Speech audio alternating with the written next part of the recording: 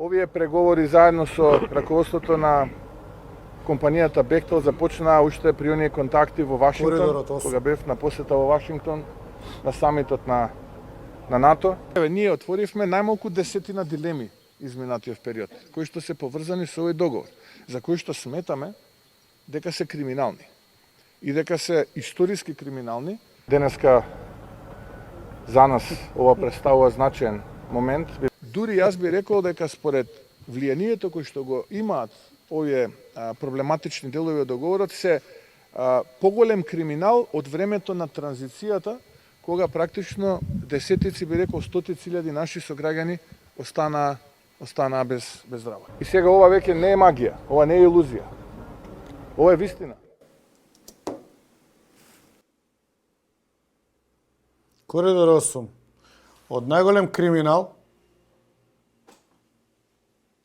во Демократска Македонија пост 91 до најголем проект на Мицко. So, where is the criminal justice?